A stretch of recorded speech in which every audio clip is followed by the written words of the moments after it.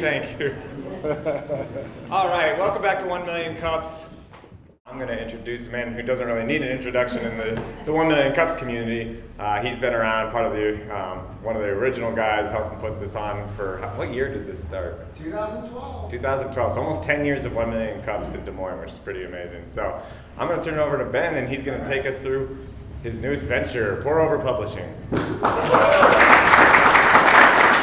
Alex. Thank you, sir. Good morning, my friends. It's so nice to be here. I was talking with a few people this morning. Remember the old coffee shop? Remember sharing Jet Set Studio and having that time together around all those circular tables. That was a neat moment for 1 Million Cups here in Des Moines and the startup community. And then in our second chapter over at the Science Center, I remember sharing Flightbright and had a neat chance to share that electronic serving system with the world on that stage, and that was a neat thing. And then in chapter 3, when we were all online, it was fun to do the panel and got a chance to interact in that way. And then now in chapter 4, I guess, of this 1 Million Cups community here in Des Moines, it's a pleasure to share something that really means a lot to me. Pour Over Publishing is the company that I built in order to support the first book that I wrote. And so today I thought it would be fun to share a little bit about how I got here and how this project came together. One of the interesting things and the reasons why I'm not going to stream this morning was that oftentimes when you talk to someone who doesn't know you, they're quick to ask, like, well, are you going to write another one? And it's like, give me a break, like let's let this cadence play out a little bit.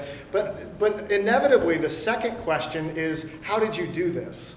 And so I think there's an interest in how to translate your story into a relic that you can enjoy for the rest of your life. And so that's kind of the why behind what I wanted to share today. As you can see on the bottom, I like to get loud. I appreciate people snapping some photos. Let's connect on social media, right? So it's 1 Million Cups DSM would be the account on Twitter, and for the students out on Instagram as well. But then on the bottom right would be some chances to connect with me and this project. I even set up an old school Facebook page this week. I know, it was hard.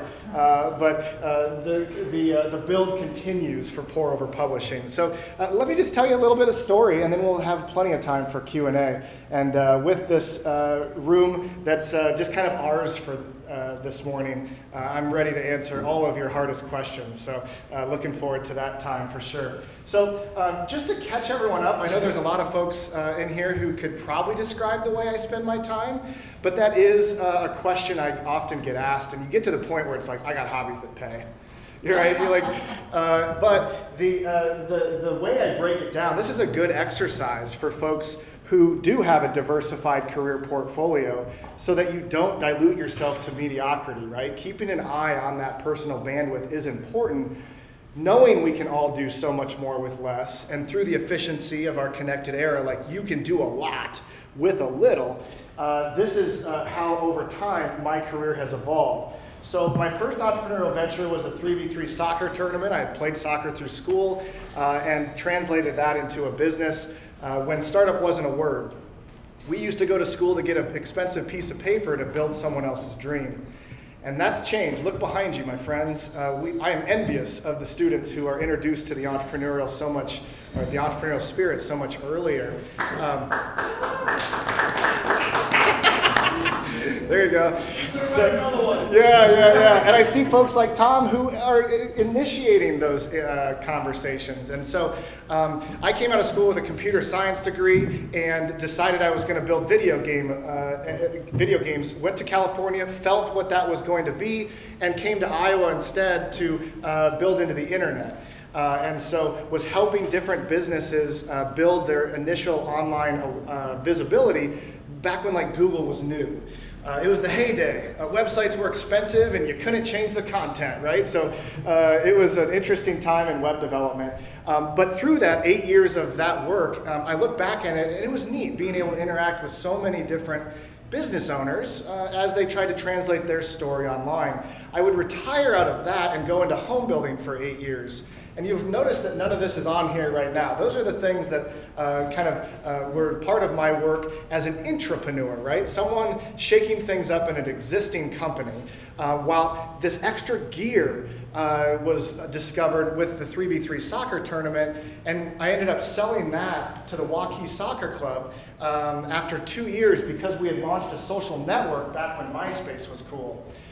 And so it was either going to get left behind, or fortunately it was my first exit, and I'm here to tell you it was for a grand total of $8,000. It was worth a lot more. No. But it was a neat transition, right? Being able to build something, hand it off, and I think there's a neat line here that it's still going on every year. The Iowa 3v3 Soccer Challenge continues to occur here in town. So that's kind of a neat thing. And as the entrepreneurial spirit was really built through this, right? Playing Guitar Hero in Times Square. We did video game events all around North America. And so doing these types of interactive events using video games as like this attractive medium in corporate worlds and educational worlds, and as esports emerged, I think taught me how to build community online while activating the in-person experience alongside of that work. And so that continues to be on the very back burner. Most of you are familiar with my activity with 1 Million Cups. That's really changed my life, right? So caffeinating everything that I've done, thanks to people like you. Like, this is the second chapter in the book. Community is a pretty important piece of entrepreneurship, and being around others is energizing, it's educational, and the connectivity that occurs over the long haul is invaluable when it comes to whatever you care about. And so I'm really thankful to now be able to support about 45 different 1MCs across 12 states. And interacting with Alec and the Anns and the different organizers in all these different ecosystems around the country has created a new layer of understanding when it comes to entrepreneurship and also entrepreneurial ecosystem building. I would say that that's probably one of the bigger catalysts to why it was time to write this. Most recently, I joined Techstars. Some of you are familiar with that activity. I know that the Apex group, Curdy and I were able to come over there and talk a little bit with that group, and that's been a treat. So 1 Million Cups is a Kauffman Foundation initiative, and Techstars is like in the same orbit of accelerating entrepreneurs, but for profit instead of not for profit. So it's a really nice combination. And then over on the right are some of my own initiatives. So Flight Right, I forgot to bring the electronic paddle, but it's now a beer festival app as well. Open is something that you probably haven't heard of because we were about to launch this open house scheduler. Pandemic hit, turns out open houses and beer festivals became a bit taboo. So the fortunate thing about a distributed career portfolio is that you can hibernate projects and they're still okay. Now, generating momentum is borderline impossible. So it'll be interesting to see if we can recycle the energy and bring things back for that. But that's open. And then Pour Over Publishing, which is what we're talking about more focused on today. But I thought a quick catch up, and then why not? That's my personality in short. All right, so shifting gears a little bit, one of the things, as I mentioned, that I've learned is that community is key. And so as I've been kind of navigating the entrepreneurial landscape, looking at how others are building their companies and doing my best with the ventures that I have involvement with, it was so valuable to be around others, as I said. And so pairing that personal experience with the experiential knowledge that was brewed through these interactions over the long term, I realized the biggest thing that I've taken away from 1 Million Cups and other activities throughout our entrepreneurial ecosystem is that the energy of accelerating others is unmatched. And so as you start to marinate on this understanding of your own and trying to synthesize the stories of others, the idea of writing a book emerges. And the animation went a little too fast, but as I think a lot of you have experienced, that idea of sharing your story is common. I would suggest that everyone has a book to write. It just is when it starts keeping you up at night, that you might have the levels of resiliency in order to organize the long-term effort it may require. And so as I started to think about my why, it was very personal. It was that I was starting to feel the weight of potential regret if I was to pass and not be able to translate this life to my little one. So I felt like that was a pretty important thing to translate to my little startup that pays in love, and that was my why. And so building around that why gave me a lot of resiliency. I remember typing away, looking over at the bookshelf and knowing that someday this thing was going to sit amongst those other books that I care so much about. And so that gave me a lot of strength in the beginning, but this is what it feels like in the beginning. It's like, what am I, how do you start? And so that's why I'm here to share with you today is the fact that I've navigated some fog, I think is allowing me to translate those learnings into being able to support you if that's something that you're interested in. And so while I'm by no means standing up here telling you I know everything about publishing a book, I have done a lot of research and hopefully can get you to the next step or help you navigate the fog as a wayfinder who's been there before. This is how I kind of think of the options for publishing. There are different, this is a spectrum, right? It's not one of these four ways. But I think everyone kind of recognizes the traditional publishing method of selling your story to someone who has all the conduits to sell it. You kind of make a lot less, but you do a lot less. The book is distributed through those channels, and hopefully you sell a bunch of copies and can continue to do this as your work. As a first-time author, it almost felt naive to go down that sales path, trying to go find this publisher who was going to, bring me to the finish line and almost had enough trust to believe that I also had a story worth reading. And so while it is a possibility, it just felt very far away. So on the other side of the spectrum, you have the self-publishing, which is more accessible than ever. You can literally build a PDF today and get it out on Amazon and have an ebook. I mean, it's very easy to do. And so if you have the skills, writing, maybe a little photography, graphic design, some marketing, you can go down this path as a self-published author. As I continued to explore it, I noticed that there were a lot of hybrids out there. Clubhouse exposed a lot of these coaches that were quick to say, you've got a great idea, now give me 10, 20K, and we'll bring it to life, right? And so you end up with a box of 1,000 books, and hopefully it was somehow easier with that support structure. And it was tempting. I was very tempted by this. I'll say it a little later, but you can always choose time or money. And that was a pivotal moment where I decided instead of time, where I could have saved it and maybe had someone else do a little bit more of the work, I was going to use some of the existing skills and continue to build on my own. And then this is an interesting model as well that emerged after I published. I learned more about crowdsourcing. And so, us 6 people, or maybe all of us, write a single chapter. We each throw $1,000 into the kitty and let's go. And so there's an ability to collaborate with co-authors and potentially reduce the financial requirements while also maybe reducing the amount of content required. So that's a quick look at the publishing landscape from my perspective. Moving on, another quick thing that I've learned in this path is some of the key elements, right? Of course, the writing aspect, it almost comes easiest for a lot of us. Being able to hammer into your ideas and crafting something that feels like it shares the narrative that you want is something that is easy to learn just by doing.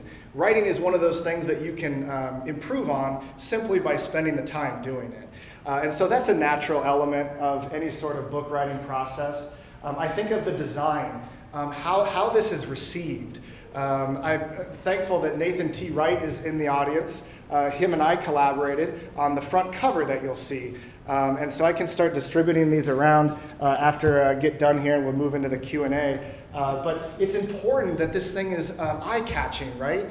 You think about the front fold of your website, or if you're a retail item, how it looks on the shelf. Like that's the front cover of any book, and so it is important to capture that attention, but also the interior pages and how the overall experience is received. People notice the details, and so spending time with design, making it the way you want it to look is important. Knowing that distribution is key. Like here's a little pro tip for you. While Amazon, you kind of need to be there, there's value in having two separate distributors. So this is on-demand publishing. Instead of like buying 1,000 books and needing to then sell them, this is I can buy one book, I can buy 30 books, I can buy as many as I want. And there are more and more providers in that realm that you can lean on. And Amazon is the biggest. And so they just unlocked hardbacks. While I went through it, it was only paperback. And going through that channel is important because you're on Amazon. It's kind of an important elephant in the room. But you could also theoretically buy them from Amazon and distribute them to libraries, bookstores, and schools. But turns out people don't love buying from their competitor. And so having an alternate distributor allows all of those other non-Amazon entities to bring your book into their collection, just using the ISBN number, being able to find that in their libraries where they would look normally. There's value in having that secondary distribution channel, and that's who I actually buy through. The quality is just a touch better. The vibrancy of colors is a little more brighter, and they have 3 different types of pages that I can talk about during the Q&A. So thinking about distribution strategically, and then the marketing aspect, right? I mean, the Seth Godin article, Advice for Authors, is a quick search that you could find my guiding light through this project. 2 things I always try to translate from that is that the work for a project like this started 3 years ago, right? Maybe further back. You see, I think the most common mistake perhaps is writing something that is probably beautiful, but only being able to give it to like your 20 family and friends. So building that engaged network and understanding that the story of your marketing effort begins long before any sort of publishing event. And then persistence. This project took me 1.25 years. I started in January 2020, used the new year to get that outline onto a blank Word document and started to hammer away. And now, with the audiobook about to drop, that's another few months of tedious work when it comes to producing the audiobook. And I mentioned it before, but I think the trap, or at least something to be aware of, is the time versus money.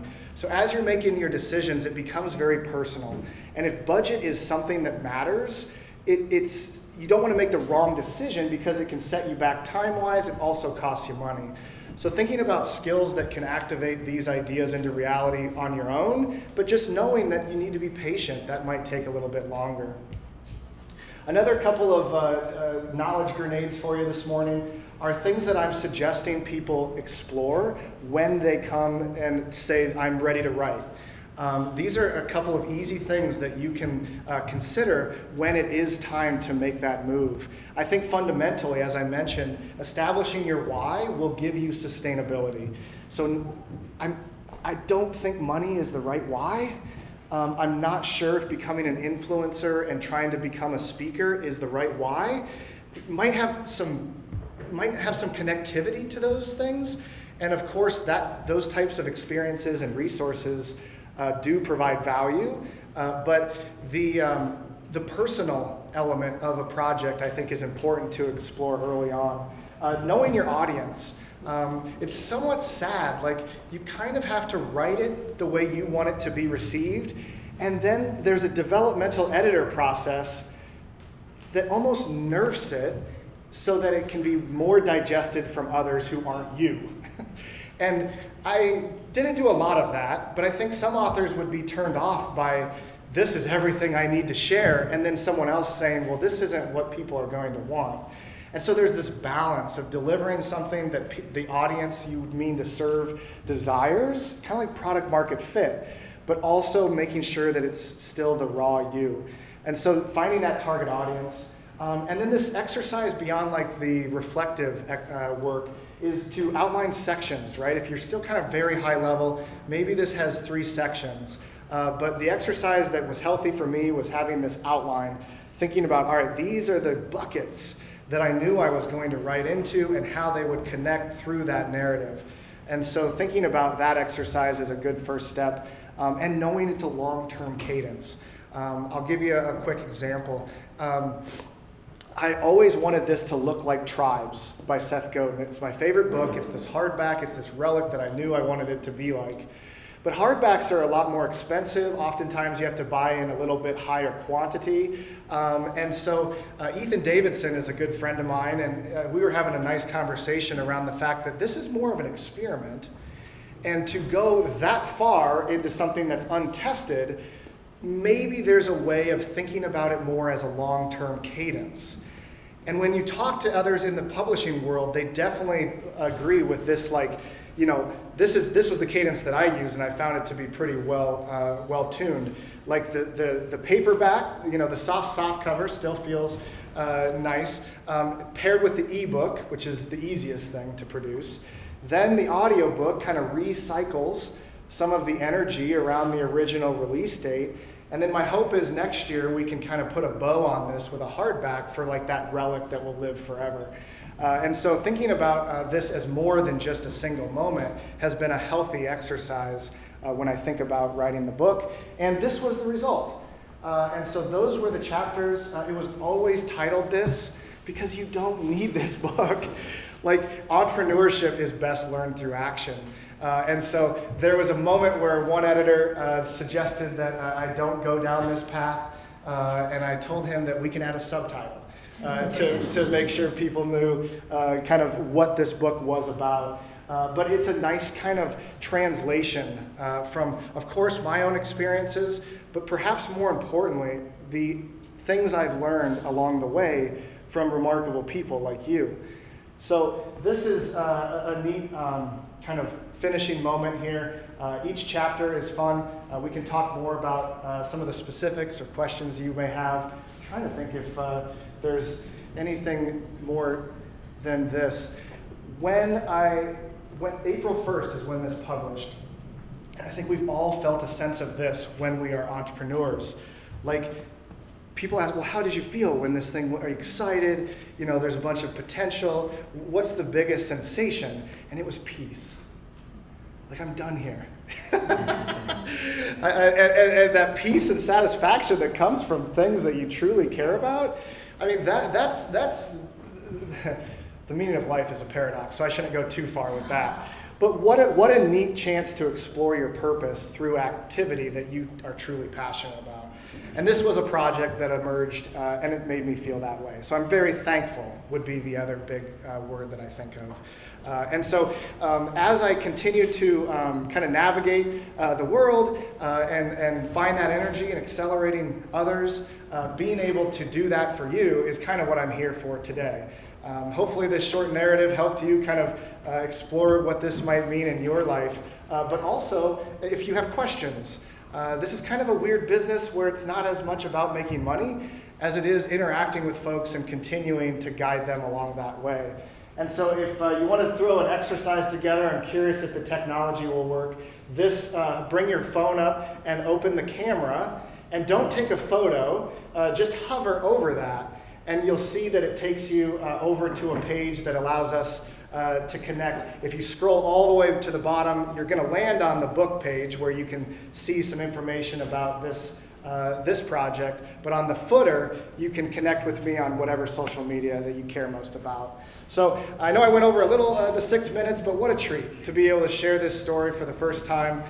This was always going to be where I shared Pour Over Publishing with my friends and family here at 1 Million Cups in Des Moines. And so thank you. Cheers.